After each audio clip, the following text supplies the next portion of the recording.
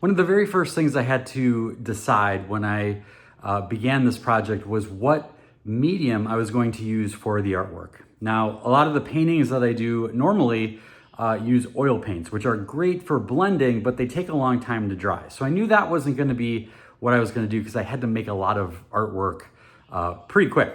I was leaning towards doing acrylic, which the paint dries faster. And I really like the idea of doing all of the paintings by hand, having like physical paintings for each one. And in fact, I actually did a few of those along those lines. I did this painting here, which looks similar to what ended up being in the book, but this is actually not in the book. This is a physical painting, and that was fun, but I realized it was gonna take me still a long time. And one of the neat things about the program that I use on my iPad for digital artwork is called Procreate, and it automatically records the process, every brush stroke that you make in the background. So at the end, you have a video of a time lapse of the entire painting. So I thought that would be really cool. So for reasons like it could go quicker to work on the iPad, I could undo mistakes more quickly. It would allow me to be more portable, so I could work on the artwork when I was in my studio, when I'm in the living room, when I'm on the road, when I'm on a plane, things like that. And the bonus of being able to have the time-lapse videos afterwards is what kind of sold the deal for me. So all of the artwork that's in the book was done on my trusty iPad. Now, as I was getting close to the end, there was a part of me that was like, I kind of, there's something about like handmade artwork that just gives it a little bit more of a texture. And I really wanted to make the artwork in this book just something that you just kind of want to keep looking at because there's just so rich and full of depth.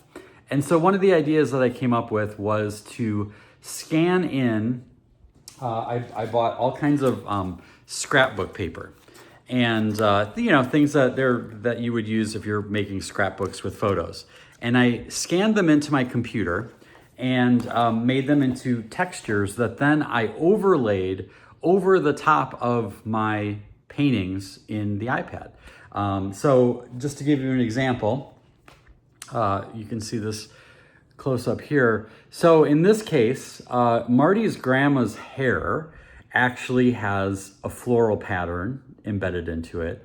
The chairs they're sitting on, the rocking chairs, have a pattern in the background. And even Marty's grandma, you can see that her glasses have a texture. They're green, but there's a scrapbook texture in there. And so, again, here is the texture that I use, the scrapbook paper for the chair. This is what Marty's grandma's hair has, this floral texture.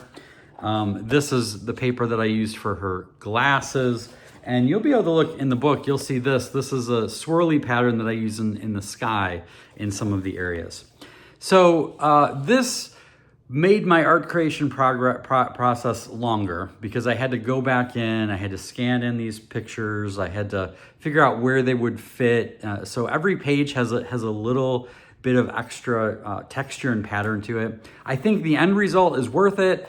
I'm really happy with it because it looks a little bit more handmade, even though it is still digital art, and it created a little bit more depth and interest to each individual painting. So little detail there that you may have overlooked, but I encourage you as you look at the book to see where the little textures are that I added into it.